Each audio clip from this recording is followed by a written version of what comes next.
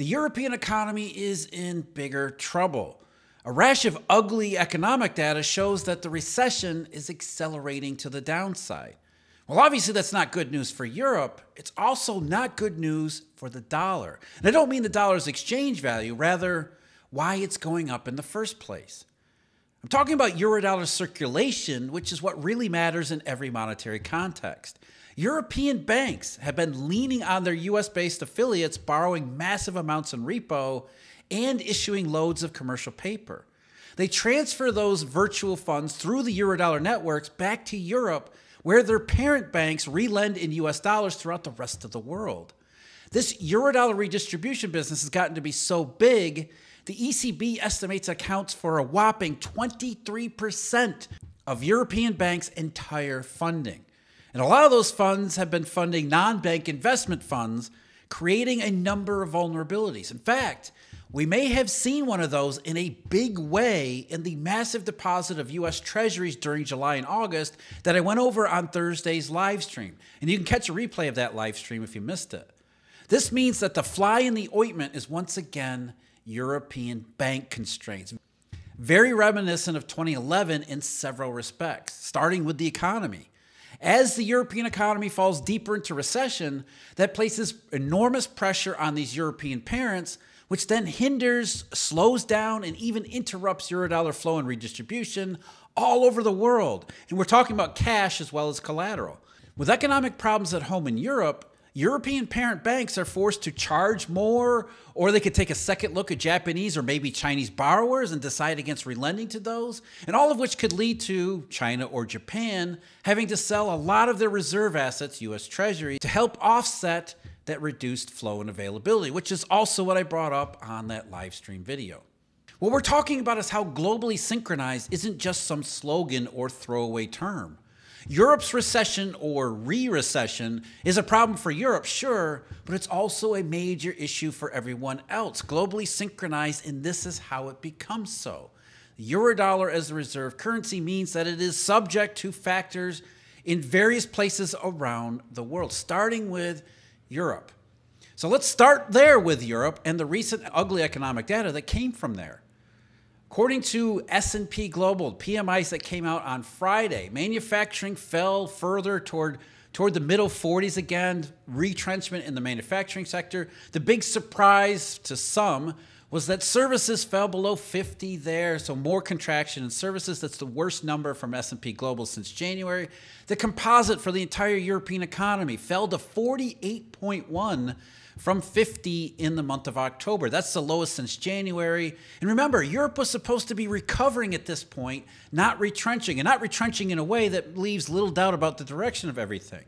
Maybe most concerning of all, while Germany continues to be incredibly weak, in fact, the German composite fell to 47.3 from 48.6, but France, Europe's second largest economy, the composite PMI from France fell all the way to 44.8 from 48.1.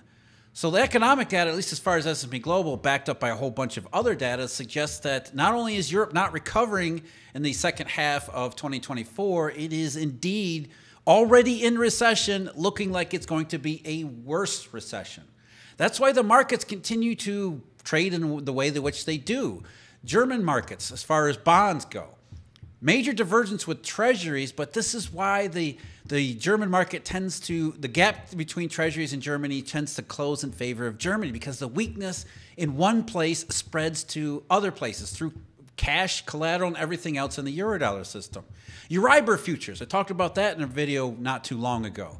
December 2025 Euribor futures at 98.20, which is very near the most recent highs in terms of price, which means European markets, forward rate markets, projecting lower and lower future interest rates. June 2025 contract, 98.11, that's a new high, suggesting that whereas there's been a shift in US dollar markets, at least temporarily, suggesting that rates maybe not going down as far and as fast as thought a couple months ago, in Europe, that's not even a thing.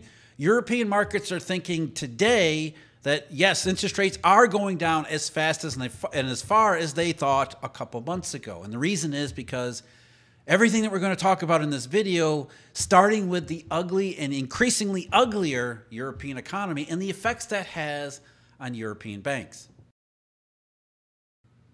But before we get to that, we need to understand some background here first. Again, as I said in the introduction, the key in any monetary context is circulation, not supply. We always focus on supply whenever the topic of money comes up, but it's really about circulation. And this is why we spend so much time on what dealers are up to, because dealers are that circulation engine. They are the key to the entire thing. So it's about moving money from where it is to where it needs to go. And that's what the dealers have been doing for a very long time. And the Eurodollar evolutionary step was in taking that process, the intermediation in money, and taking it on into an international setting, an international level, becoming a true reserve currency in every real meaning of the term. This is the mechanism for redistribution of funds from one place to the next, to the next, to the next, before it ultimately gets to where it needs to go. So a bank might have a deposit of cash, it doesn't even matter what the denomination is, in Switzerland, and through the Eurodollar network, transformations and transactions all through it, it ends up on the other side of the world doing something completely useful, which is exactly what a reserve currency should do. But it requires these banks sitting in the middle to intermediate from one place to the next, all these various steps, the interbank relationships, the networks of dollars and really communications that go through all of these Eurodollar channels.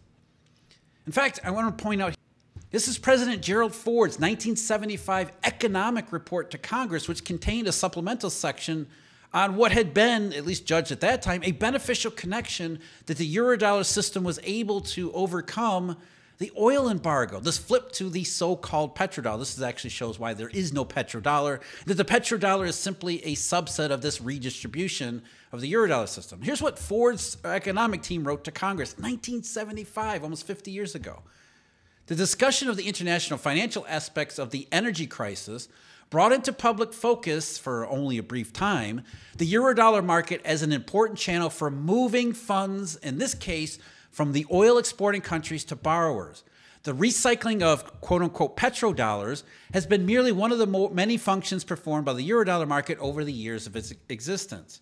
The Eurodollar market, as such, has no specific location. Its physical dimension is a network of international telecommunications media which link financial centers around the world and through which the Eurodollar transactions are conducted. This is what's important moving forward. Eurodollars, the report says, are dollar-denominated claims on commercial banks located outside the United States, largely but not exclusively in Europe. That's why the convention Eurodollar comes from. They are dollar funds placed with foreign banks by either U.S. or foreign residents and maintained on the books of these banks as dollar-denominated liabilities to depositors. And that has shifted over the years, too. It's no longer strictly dollar deposits with banks outside the United States. It's all different forms of U.S. dollar-denominated and other currency-denominated liabilities, including, as we'll see in just a moment, derivatives like currency swaps. Those are every bit as useful forms of money as, say, transmitting physical pieces of paper or the more traditional aspects of telecommunicating funds and transfers and book entries around this virtual currency ledger money system. Of course, the big problem is the Eurodollar system broke down many, many years ago, and we're stuck with it as there is nothing currently available to replace it. And on December 11th, I'm going to be conducting a webinar where we're going to stop looking backward at the Eurodollar system and what the monetary system is or was. We're going to look ahead at what the monetary system could be or maybe even should be. And during that webinar, Wednesday, December 11th, joining me will be Mr. Jim Rickards. Now, we have some different ideas about what all that might entail, so it should be a very interesting time exploring the possibilities together, including how we might actually get there, which is just as important to think about. So if you're interested, join us on December 11th. There's a link in the description to sign up for the webinar. Hope to see you there. Again, the point that we're trying to drive home here, and again, why we spend so much time on examining what we can of money dealer capacities and their activities and what they're inclined to do, is because it's all about circulation, not supply. How does money get from A to B? The Eurodollar was really good when it worked about moving funds all throughout the world and doing so in these very complicated, multifaceted steps and stages that required banks all over the place to be able to talk to each other and interact with each other before ultimately that money got from A to B. And A to B doesn't necessarily mean just physical movement of in the physical dimension. It also meant between various classes of participants. Those who had cash, which might be wealthy individuals, or it might be in the modern sense, money market funds, transferring and getting that cash for where it is to other types of investors and other types of users, borrowers. And so while the Eurodollar system started out mainly in London, Switzerland, Germany, around Europe, it had been mainly European centered up until around 2008 and 2011. Really 2011, that crisis was the big shift where more and more it started to move, the gravity, the center of it moved toward Asia. The Japanese got involved, redistributing funds toward China because in the early aftermath of the Great Not Recession, there was this thought that the Chinese and emerging markets would decouple from the rest of the world, and therefore there would be opportunity to use the Eurodollar system in order to continue that trend. More of an Asian type or Asian flavor of the Eurodollar. And that lasted for a couple years before it became widely recognized that China was going to fall into the silent depression as well. That was Eurodollar number 3, the big contribution there. The Japanese started to get cold feet on the whole thing. And through the last half of the 2010s, the Eurodollar was sort of in limbo. But then around 2021 and 2022, according to various sources, the Eurodollar went back home, so to speak, went back to its roots. European banks began to get more heavily involved in a way that they hadn't been since 2011 in monetary redistribution. And the way in which they did it was to use their U.S.-based subsidiaries in terms of broker-dealers or their U.S.-based branches in terms of depositories to borrow funds inside the United States, transfer them to Europe, their parents there, and then re-lend them from the European parents to a lot of investment funds, non-banks, around the rest of the world. And we do have some information and some confirmation of this from various sources, including the ECB. In its November financial stability report that contained a section on, well, what the ECB thinks might be more vulnerabilities of European banks as they get back further and further, bigger and bigger in this Eurodollar redistribution business. So in its financial stability review for this month, they start out by writing this. U.S. dollar funding of euro area banks may be a contingent source of vulnerability. 23% of euro area banks' funding is denominated in foreign currency, with the U.S. dollar providing the largest contribution, about 17%. That's a massive amount. And the bulk of this U.S. dollar funding is obtained via wholesale markets, no surprise, with unsecured funding from financials via commercial paper and repos, 35%, accounting for almost 3/4 of the total. So commercial paper and repo. Commercial paper is just an unsecured liability where a U.S. bank branch issues a piece of paper and promises to repay the loan at a specific period in time, usually short run, a couple months. There's no securities, no collateral notes. Repo, obviously, there is. Continue with ECB. The short-term wholesale nature of U.S. dollar funding can expose banks to liquidity stress, as this funding has often dried up in times of heightened market volatility. Don't we know that only too well here around Eurodollar University? Because that's what those Eurodollar cycles are. Number 1, 2, 3, 4, and now up to 5, although this might be 5B. That's exactly what we're talking about. Eurodollar funding, dollar funding sources dry up, causing Eurodollar cycles that we see largely from the perspective of dealer banks who have to curtail their activities. Again, it's about circulation, and the dealers and this network is all about that circulation. U.S. dollar liquidity coverage is usually lower than total liquidity coverage, which suggests that maturity mismatches may contribute to the liquidity risk. That's absolutely the case. There's wide variation across banks, and the most internationally active financial institutions rely on dollar-denominated instruments for up to 1/3 of their funding. So it's actually, the averages are skewed by domestic European banks that stick mostly to domestic. I mean, just averages here. So those banks that are Eurodollar banks, or what we classify as Eurodollar banks, that are heavily involved in this international offshore arrangement, they're talking about 1/3 of their funding coming from U.S. dollar wholesale markets. And the bulk of this is not centrally cleared, we're talking about repo part of it, implying a higher counterparty risk than is the case for centrally cleared transactions. I don't necessarily agree with that. The point that really, the important point about that is that we're talking about GC repo, which has a lot different terms than you see, for example, in tri-party. GC repo, you'll find zero haircuts. There's a lot more leverage in GC repo, which is why a lot of counterparties like to use it. So it's not surprising, for example, that European banks would be accessing that part of the repo market because that's where they're going to get the best terms. But that leads to, as the ECB report is suggesting, potential downside vulnerabilities, all of the types of usual negative behaviors that we associate with these Eurodollar cycles. So Euro area banks play a key role in intermediating US dollar liquidity. That goes without saying, but it's worth saying anyway.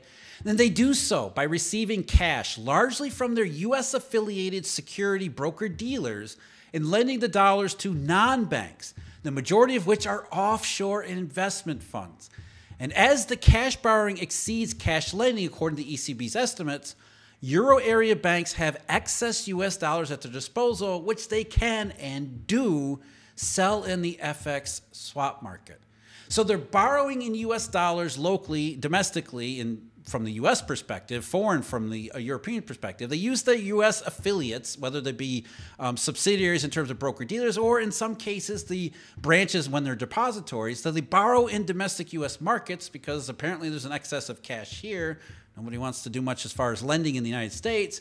So they borrow US dollars, transfer them to their European parents, and the European parents then do the Eurodollar magic and redistribute those dollars throughout the rest of the world, whether it be lending to other banks around the world, Japan and China, when the conditions are right. But in a lot of ways, more recently, lending to non-banks, because non-banks are the only risk-taking aspects of the financial system left. They're the so-called cleanest balance sheets that are willing to do some of the things that banks themselves used to do before 2008. So it's a way for non-banks to sort of try to bridge the gap in the Eurodollar system's lack of capacity. But it still depends upon, because non-banks can't make money themselves like banks can, it still depends upon dealers in wholesale markets to transfer money from where it is, money market funds, in this case in the United States, outside the US to European parents, and then ultimately to somewhere else around the world where these virtual dollars, these Eurodollars, might actually be used. But with European banks stepping back into the center of this, that means that the entire Eurodollar system, especially at the margins, is susceptible to European problems. So just to review one more time, European banks have been accessing cash in the US using domestic branches or dealer subsidiaries, using the US treasuries that they have to essentially borrow in repo. Then they transfer that cash using the telecom communication network capacities of the Eurodollar system to the European parent. The European parent then lends offshore to, a lot of cases, investment funds. And then after all of that, whatever's left over, and a lot of it is purposefully left over, is therefore made available in the FX market. Where do you think the Japanese currency traders are getting their FX sources of funds after they're the ones being run out of repo for collateral shortages? So European banks have extra left for FX markets because in times like that, there's a premium to be made in lending dollars in the FX system. But as pressures on the European parents from the bad economy in Europe and the rest of the world can constrain that circulation of cash and also collateral, we always got to keep that in mind too, especially non-centrally cleared repo.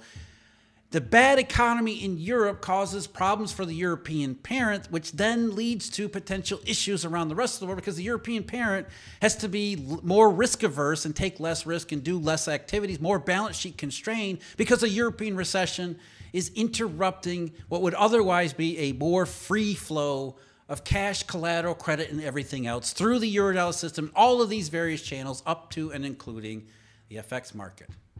So as that strain on European banks increases, the circulation or flow becomes more expensive because European banks have to charge a higher premium to make it worth their effort. They also might look at other counterparties around the rest of the Eurodollar system and say, I'd rather not because of the constraints I'm facing at home. And so we're starting to piece together why the US dollar's value might be rising and what it has to do with, say, the Cayman Islands, as I talked about on the live stream just a couple days ago.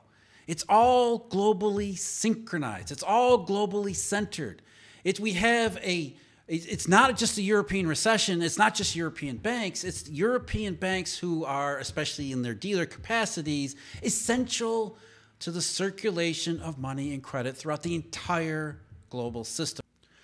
The worse it might get for Europe and the economy, the more that interrupts the potential flow of money and credit through European banks who have become an enormous part of the Eurodollar redistribution system all over again. So European recession isn't strictly about Europe, it's also about Eurodollar. If you want to see a replay of that live stream, we talked about Japan and China selling record amounts of US Treasury. The Cayman Islands, huge deposit of treasuries there. The video is linked below. As always, thank you very much for joining me. Huge thank you, Eurodollar University members and subscribers. And until next time, take care.